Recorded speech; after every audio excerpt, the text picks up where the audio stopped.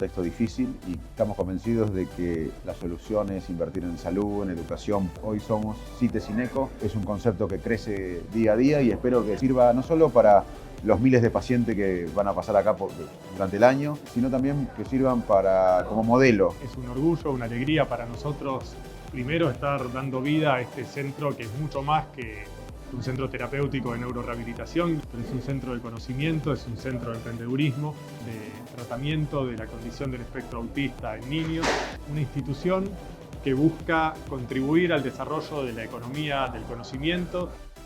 Vamos a tener alrededor de 20 disertantes aproximadamente dentro del Congreso, es el 12 y el 13 de septiembre.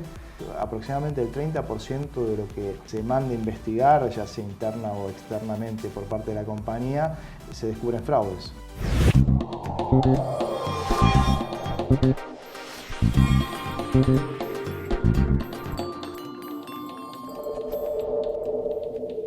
Río Uruguay Seguros pone el seguro al alcance de tu mano con RUS Móvil. Ahora podés circular por todo el país mostrando tu póliza desde tu celular. RUS Digital. Sumamos calidad a tu experiencia. Así nació mi confianza en La Nueva Seguros, que desde 1933 está presente en las familias argentinas. Mi abuelo aseguró su primer auto en La Nueva. Mi padre, su comercio también asegurado en La Nueva. Yo también confío en La Nueva para la protección de mis bienes y mi familia. La Nueva, honestidad para asegurar, solvencia para responder.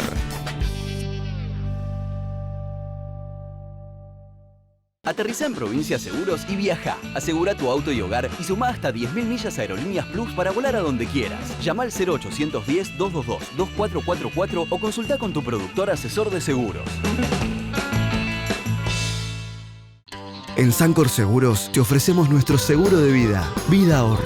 Un seguro que vas a poder deducir del impuesto a las ganancias y que protege los ahorros para tus próximos proyectos o retiro, para que puedas disfrutar hoy la tranquilidad de estar construyendo tu futuro.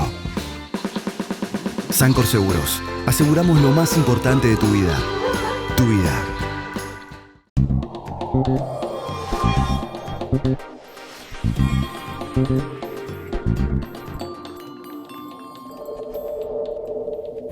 Hola, ¿qué tal? ¿Cómo andan? Bienvenidos a 100% Seguro. ¿Cómo estás, Hernán? ¿Qué tal, Leo? ¿Cómo andás? Una vez más, donde está la noticia, está 100% seguro. Exactamente, porque días atrás acá, en la Ciudad Autónoma de Buenos Aires, se inauguró el centro CITES INECO, esta alianza estratégica que profundiza el lazo entre CITES del grupo Sancor Seguros y la Fundación INECO, pensando justamente en el conocimiento, en la innovación y particularmente en lo que es la neurorehabilitación de patologías cerebrales. Hablamos con los dos protagonistas de este evento, me refiero al doctor Facundo Manes, presidente de INECO y de la Fundación INECO, y de Alejandro Simón, que es presidente del CITES y CEO del grupo Sancor Seguros. Nos van a estar contando acerca de cómo fue la inversión para generar este centro, también cuál es el objetivo. Vamos a estar mostrándote imágenes, por ejemplo, las salas que tienen como foco a los niños, las enfermedades cerebrales de los niños, como por ejemplo el autismo, muy pero muy interesante. Y obviamente aprovechamos la presencia de Facundo Manes para hablar un poco de neurociencias y lo que es su aporte obviamente a lo que es en particular el mercado de seguros y en general lo que es el aporte a políticas públicas, entre ellos buscando reducir la pobreza y las desigualdades sociales.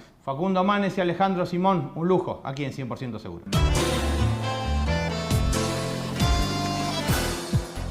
Bueno, yo siento humildad, responsabilidad, porque estamos en un contexto difícil y estamos convencidos de que en estos momentos la solución es invertir en salud, en educación. Gobernar es priorizar, la responsabilidad ciudadana es priorizar también y hoy debemos priorizar en salud, en educación, en innovación, en ciencia, tecnología.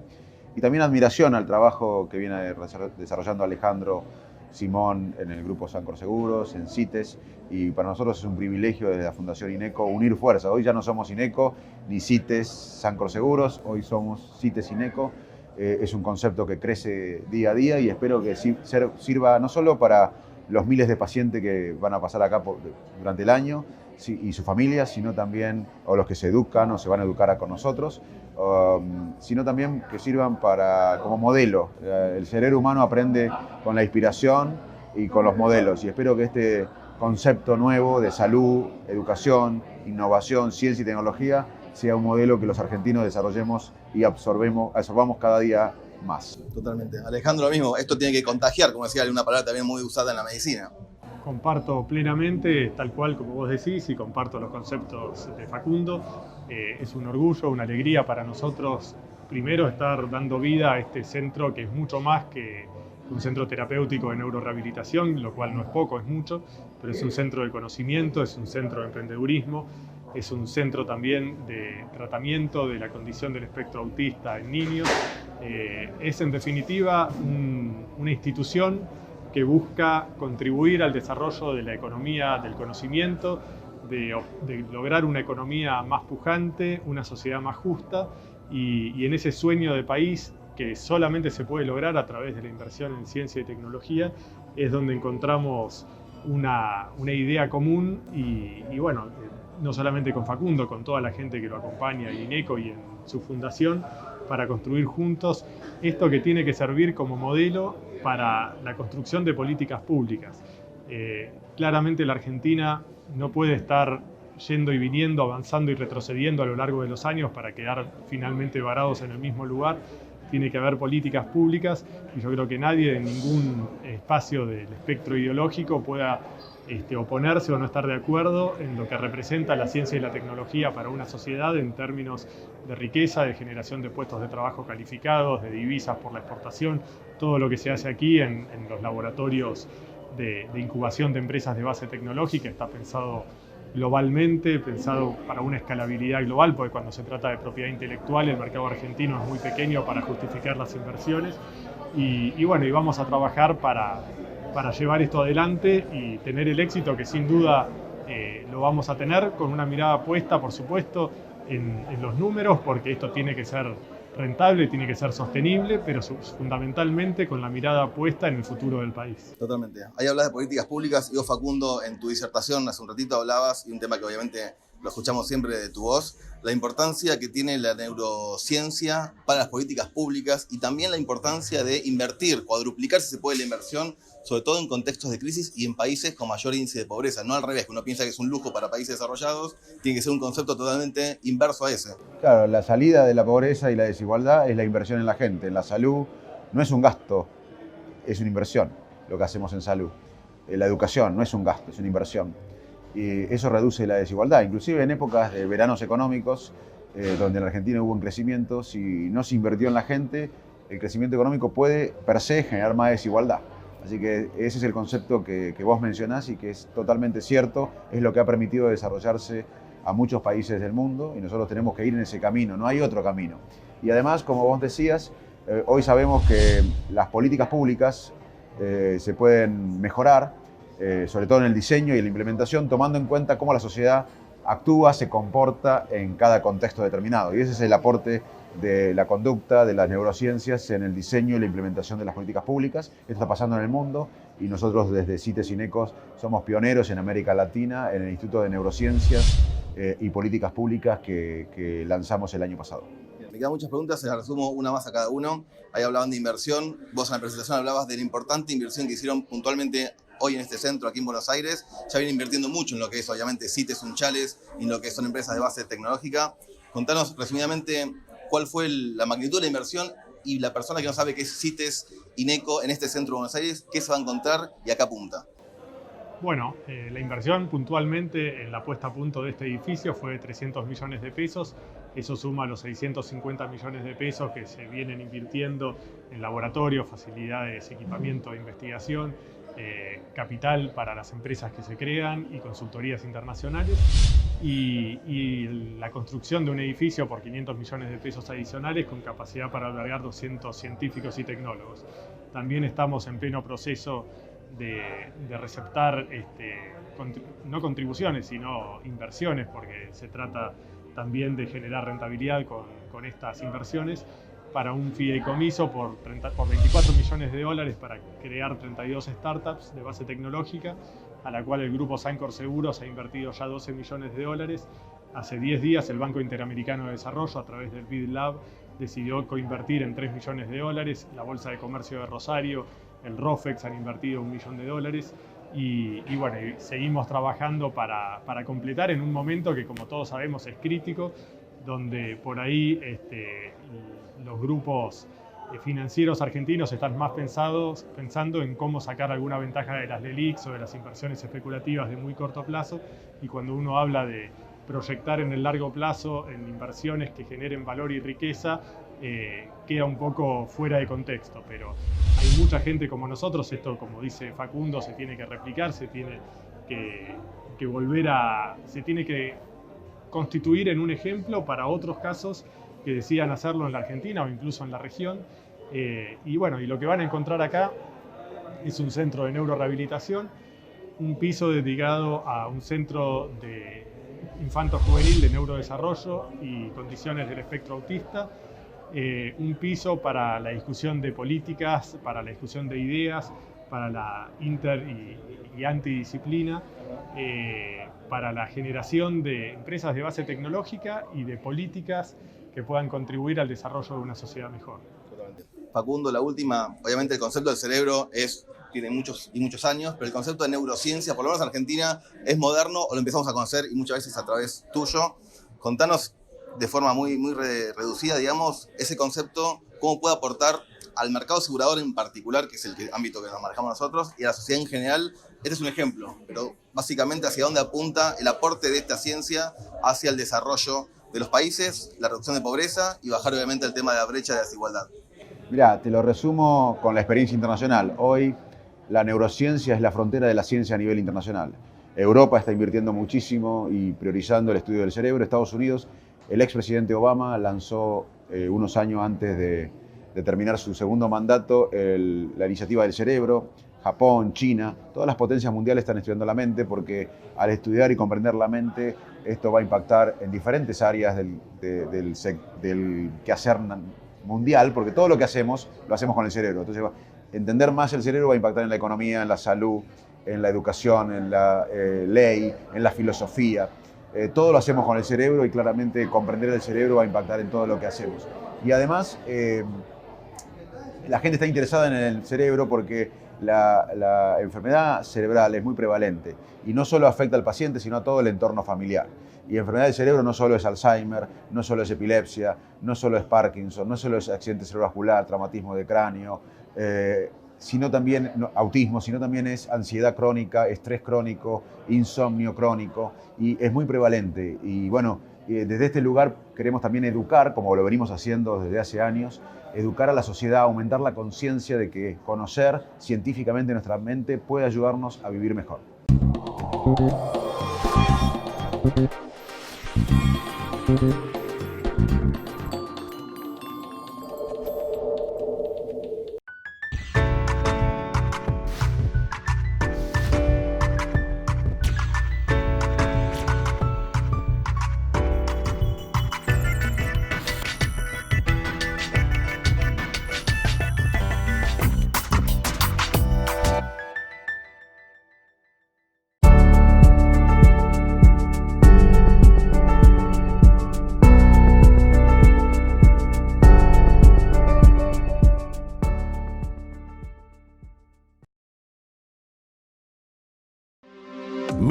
...1949-2019... 70 años.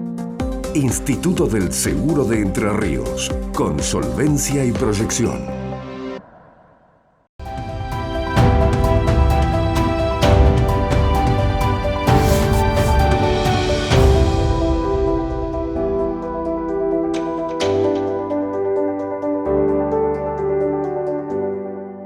Tenés que dejarlo todo, hasta lo último, hasta que no te quede nada. ¿Y todo por qué? Por un choque. Pero... ¿Vos me entendés, Juan Martín? Ahora tengo que pagar una fortuna, me quiero matar. Bueno, yo te dije que llames a mi productor. Ah, te digo que voy de parte tuya. Pásame tu WhatsApp. Así de paso yo te digo cómo salió todo. Dale, chao. Es un crack este tipo, Pim, pum, pam, ja. Te la devuelve toda,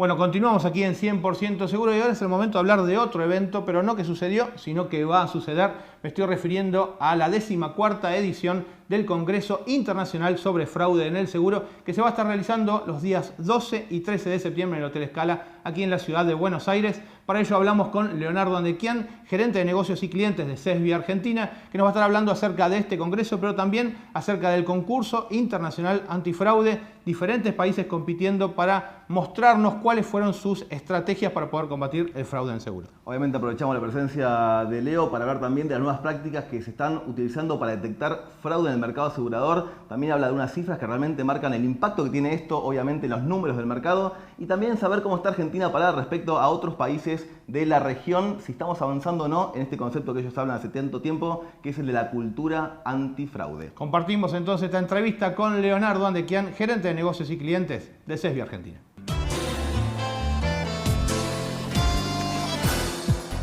Como todos los años tratamos de traer las últimas novedades, los desafíos que deparan el mercado. En este año en particular vamos a seguir, digamos, con una tendencia que inició el año pasado, que tiene que ver con digamos, esta ola de digitalización que están teniendo las compañías, y en función de eso ver cómo el mercado se adapta a esa situación.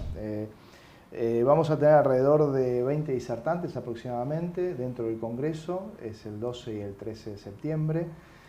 Para más información se pueden acercar a consultar la página culturaantifraude.com, pero básicamente son unos 20 disertantes aproximados que van de Argentina y 3 países más, de España, Colombia y Chile.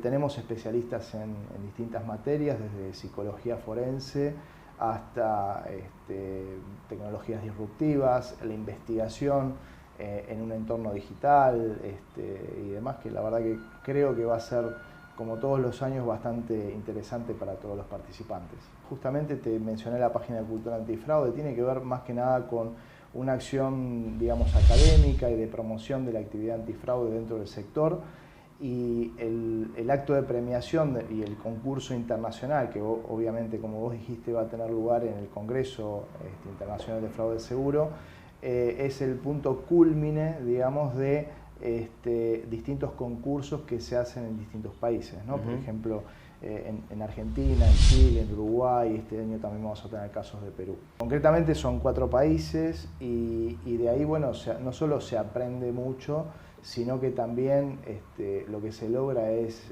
diseminar dentro de las organizaciones la idea antifraude, y esto hace que cada vez más gente se involucre en la cuestión, ¿no? El fraude es inherente a la persona que lo comete. En definitiva, está en la persona la conducta fraudulenta, ¿no?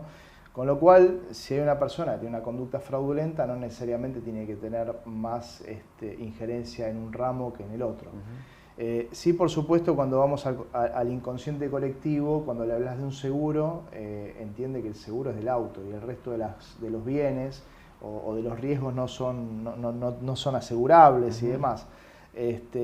Pero también pasa esto en las compañías. Las compañías atienden mucho más la parte de autos y le dan mayor importancia al fraude en autos que al resto de los ramos. Por el volumen sobre todo de negocios. Puede ser tema de volumen de negocio, puede ser también tal vez la permeabilidad que hay como para detectarlos y demás cuestiones, y que muchas de las prácticas en materia de seguros por ahí arrancan por ahí. Bien. Y sobre todo porque las frecuencias son mucho más importantes.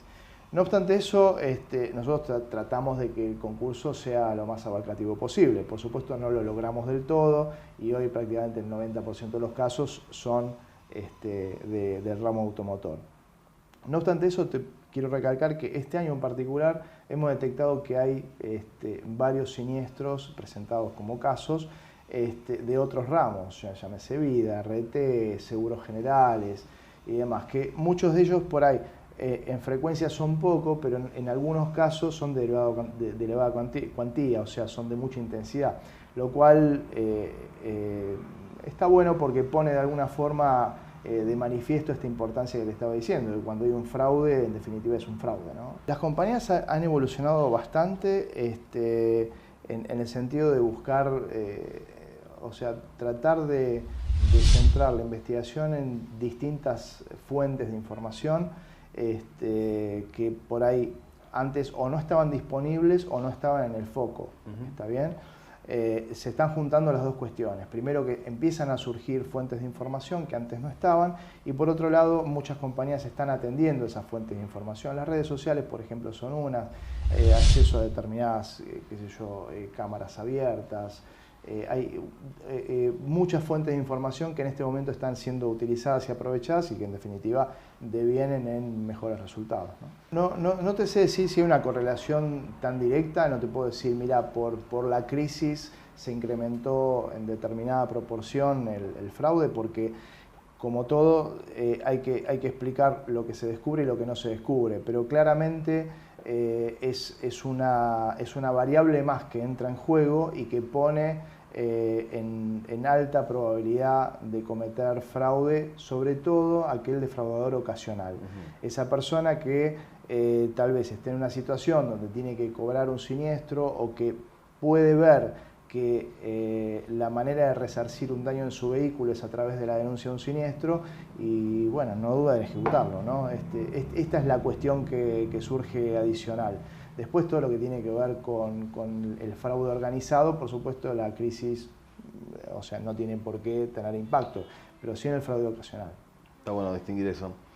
Por otro lado, si bien no te voy a pedir cifras monetarias, pero sí, digamos, ustedes trabajan muchas estadísticas respecto a lo que es el impacto del fraude en el seguro, lo que es de los casos analizados, cuánto efectivamente tienen componente de fraude, y también dónde hace foco un poco las compañías, en qué tipo de fraude. ¿Puedes decirnos un poquito qué es lo que ustedes tienen actualizado? Bueno, en principio comentarte que estamos trabajando bastante en el tema del feedback, ¿no? O sea, tratar de ver cuál es el resultado de la actividad antifraude dentro del sector. Esto es una tarea, aunque parezca sencilla, no es tan sencilla. Por otro lado, también requiere de la homologación en estas cuestiones de denominación, si es fraude, no es fraude, y demás cuestiones. O sea, técnicamente estamos hablando de fraude cuando hay una sentencia firme que el juez dictamina que esto es fraude, ¿no? Bien. Pero la realidad es que en la mayoría de los casos lo que obtienen las compañías son desistimientos, ¿está bien? O rechazos de siniestros, ¿no? Te diría que prácticamente en el 80%, 90% de los casos son desistimientos los que logran. Lo que sí te puedo decir es que en base a estadísticas preliminares que tenemos, aproximadamente el 30% de lo que se manda a investigar, ya sea interna o externamente por parte de la compañía, se descubren fraudes. O sea, es una tasa bastante importante. Por supuesto que esto también exige de una capacitación de toda la cadena de valor, ¿no? Desde el productor hasta dentro de la compañía y por último el investigador, que es el que hace por ahí la tarea de campo. En algunos casos lo hacen las compañías en forma interna, para poder obtener las pruebas del caso para poder rechazar el siniestro en caso de rechazo o mismo argumentar algún tipo de desistimiento, ¿no? Bien, y ahí algunas cifras o casos puntuales que eran interesantes. Por ejemplo, mencionas el tema del robo de ruedas, digamos, que prácticamente la mitad de lo que se da en materia de denuncias es investigado. Sí, bueno, exactamente. Hay, bueno, tal vez acá, vos hablabas hace un rato sobre el tema de del fraude en épocas de crisis, ¿no? Y acá la evolución del tipo de cambio hace que determinados bienes que están muy asociados al tipo de cambio, por ejemplo las ruedas, cobren un valor muy importante. Entonces, ya sea por la reposición, por una rotura o simplemente por una oportunidad de hacer una diferencia dineraria, el asegurado acude a esta cuestión de denunciar la rueda como robada cuando en realidad no la es. Hay muchos casos de fraude así, inclusive hasta burdos donde se descubren. Pero sí, claramente las compañías están investigando prácticamente el 50% de los casos de denuncias de robos de rueda de auxilio. Y en general, de todo el universo investigado en frecuencia está en el orden del 25%, lo cual es algo muy importante. ¿Cómo ves a Argentina puntualmente en lo que es el trabajo antifraude de las compañías? ¿Está rezagada? ¿Está en el promedio regional? ¿Cómo la ves? No, yo al contrario, te diría que la veo bastante adelantada. No solo hablo en términos de metodología, sino que hablo también en términos de organización. O sea, ya pensar en que tenés un ente contralor que tiene un área específica de fraude, que imparte circulares hacia el mercado y que las compañías tienen que someterse al cumplimiento de esas circulares, te habla en definitiva de que tenés un mercado formal trabajando en materia antifraude, que por supuesto, como cualquier otro mercado y cualquier situación, hay para desarrollar. Pero realmente Argentina en ese sentido está un paso adelante a nivel regional. Por supuesto que hay otros países que también están trabajando, pero te diría, me atrevo a decir que está entre la vanguardia de la región, ¿no? Bien, por lo cual, y cerrando el concepto que ustedes hablan de avanzar en el desarrollo de una cultura antifraude, en el caso de Argentina, paso a paso, año a año, estaría evolucionando. Sí, sí, absolutamente. Estamos convencidos de eso. En materia de concursos de fraude, por ejemplo, uno tendería a pensar que el indicador en materia de esto tiene que ver con la cantidad de casos dentro del concurso. Y lo que estamos viendo es que el concurso de fraude está entrando en una suerte de equilibrio en cantidad de casos, pero a la vez en un enriquecimiento en el tipo de trabajo que se hace para conseguir esos casos. ¿Se entiende? Y esto tiene que ver justamente con lo que decís, con la evolución de la cultura antifraude.